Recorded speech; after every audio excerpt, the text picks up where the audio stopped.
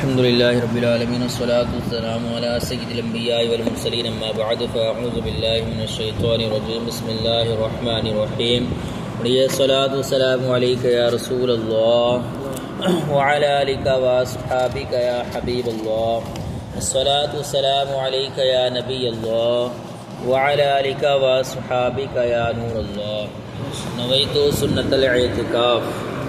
پیارے آقا صلی اللہ تعالیٰ علیہ وآلہ وسلم نے ارشاد فرمایا، تم جہاں کہیں بھی ہو مجھ پر درود پاک پڑھو گے تمہارا درود مجھ تک پہنچتا ہے۔ صلو علی الحبیب صلی اللہ تعالیٰ علی محمد صلی اللہ تعالیٰ علیہ وآلہ وسلم۔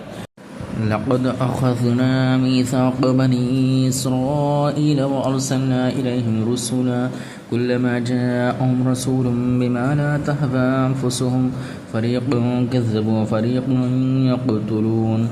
ترجمہ کنزل عرفان۔ بے شک ہم نے بنی اسرائیل سے عہد لیا اور ان کی طرف رسول بھیجے، تو جب کبھی ان کے پاس کوئی رسول وہ بات لے کر آیا جو ان کے نفس کو پسند نہ تھی، تو انہوں نے انبیاء کے ایک گروہ کو جھٹلایا اور ایک گروہ کو شہید کرتے رہے۔ لقد اخذنا میثاق بنی اسرائیل، بے شک ہم نے بنی اسرائیل سے عہد لیا۔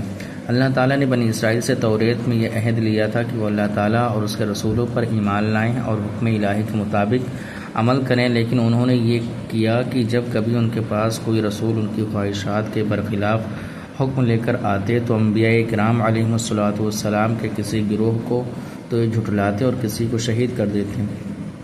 انبیاء کرام علیہم الصلوۃ والسلام کی تکذیب میں تو یہود و نصارہ سب شریک ہیں، مگر قتل کرنا یہ خاص یہودیوں کا کام ہے۔ انہوں نے بہت سے انبیاء کرام علیہم الصلوۃ والسلام کو شہید کیا، جن میں سے حضرت زکریا اور حضرت یحییٰ علیہم الصلوۃ والسلام بھی ہیں۔ یہ خیال رہے کہ کوئی نبی علیہ السلام جہاد میں کافروں کے ہاتھوں شہید نہیں ہوئے۔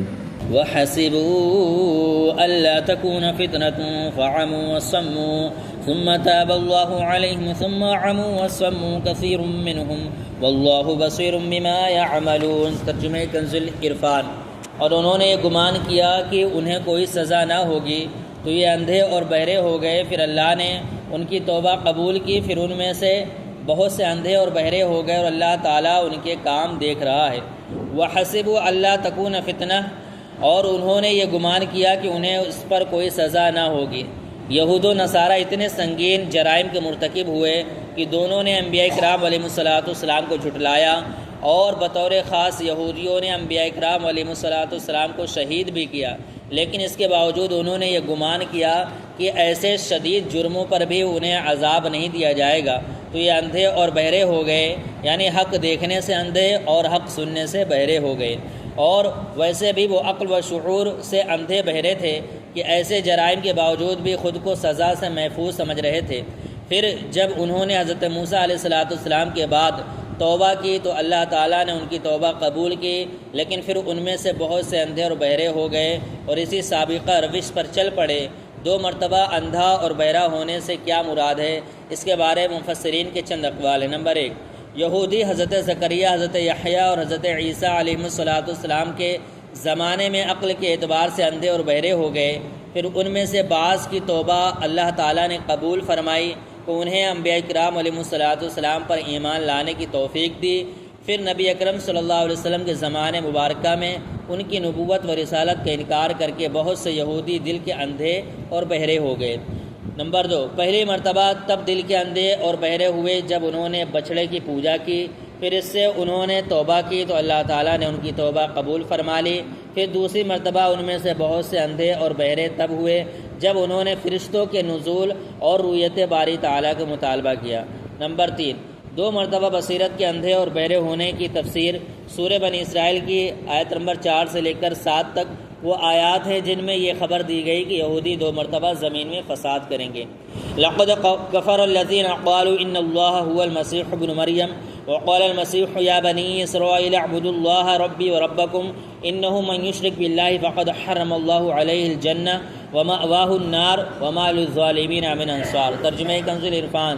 بے شک وہ لوگ کافر ہو گئے جنہوں نے کہا کہ اللہ وہی مسیح مریم کا بیٹا ہے، حالانکہ مسیح نے تو یہ کہا تھا اے بنی اسرائیل اللہ کی بندگی کرو جو میرا بھی رب ہے اور تمہارا بھی رب ہے۔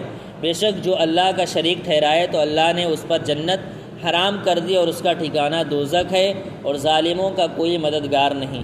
لقد کفر الذین قالوا، بے شک وہ لوگ کافر ہو گئے جنہوں نے کہا۔ عیسائیوں کے بہت سے فرقے ہیں، ان میں سے یعقوبیہ اور ملکانیہ کہتے تھے کہ مریم نے الہ یعنی معبود کو جنا، اور وہ یہ بھی کہتے تھے کہ الہ یعنی معبود نے عیسیٰ کی ذات میں حلول کر لیا اور وہ ان کے ساتھ متحد ہو گیا، تو عیسیٰ الہ یعنی معبود ہو گئے۔ معاذ اللہ ثم معاذ اللہ، عیسائیوں نے اللہ تعالیٰ کے ساتھ حضرت عیسیٰ علیہ السلام کی بھی توہین کی کہ وہ تو حضرت عیسیٰ علیہ السلام اپنے آپ کو رب عز و جل کا بندہ کہتے تھے، اور یہ انہیں جھٹلا کر انہیں کو رب کہنے لگے۔ صلو علی الحبیب۔